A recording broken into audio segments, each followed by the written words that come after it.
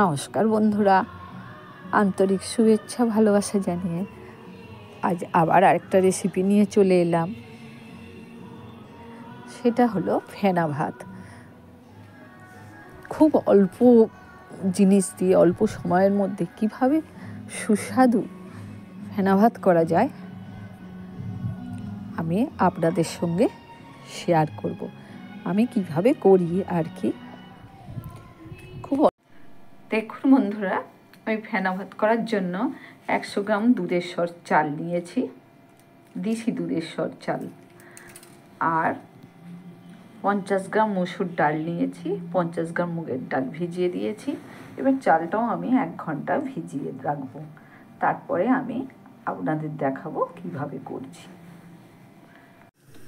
বন্ধুরা, আমি গ্যাস জ্বেলে দিয়ে প্রেসার কুকার বসিয়ে দিয়েছি, কারণ আমি প্রেসার কুকারে করব ফেনা ভাত। আমি এই বাটি, এটা আমার 200 বাটি, তো এই বাটির হাফ চাল নিয়েছি 100।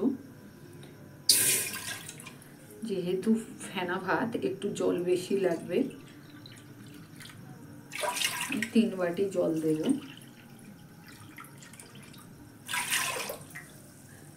3 বাটি জল দিলাম। পরিমাণ মতো জলে লবণ দিয়ে দিলাম।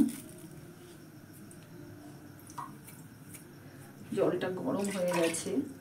একটা মাঝারি সাইজের আলু আমি কেটে নিয়েছি, আর অল্প মটরশুঁটি দিয়েছি। আপনারা মটরশুঁটি নাও দিতে পারেন।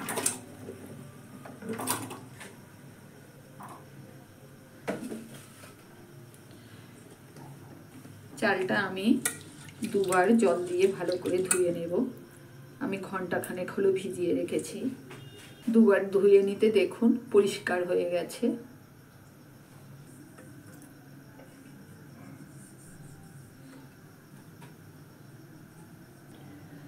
ডালগুলো জল ফেলে দিয়ে ভালো করে ধুয়ে দেব।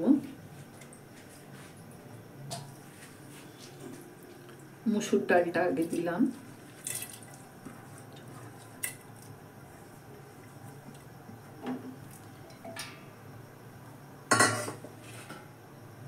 মুগের ডালটাও আমি ভিজিয়ে রেখেছিলাম, আমি কিন্তু ভাজিনি, আমি এমনি ভিজিয়ে রেখেছিলাম। এমনি ভিজিয়ে রাখলে তার আলাদা টেস্ট, আর ভেজে ভিজুলে তার আলাদা টেস্ট।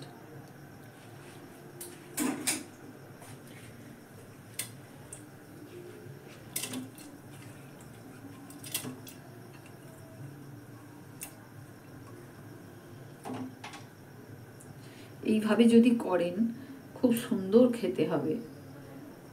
ডাল চাল একটু আগে ভিজিয়ে রাখতে হবে।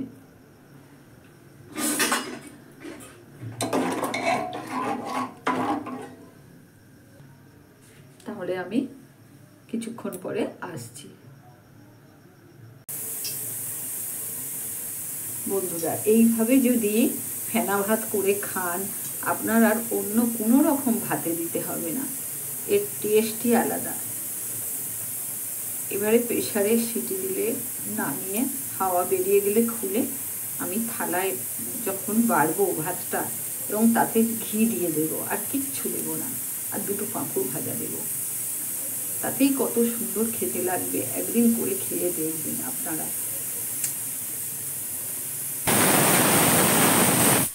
দেখুন বন্ধুরা, একটা সিটি দিয়েছে, এবার গ্যাসটা আমি অফ করে দিলাম। এর ভেতর থেকে যতক্ষণ না হাওয়া বের হচ্ছে আমি খুলবো না।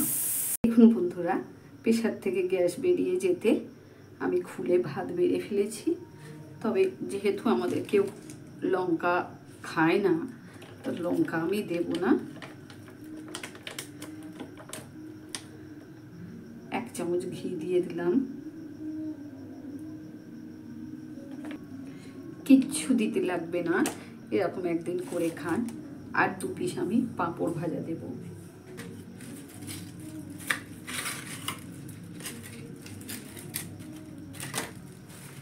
আর কিচ্ছু দেব না। আমার এই ফেনা ভাত রেসিপি যদি ভালো লাগে অবশ্যই সাবস্ক্রাইব করবেন, কমেন্ট করবেন, লাইক দেবেন।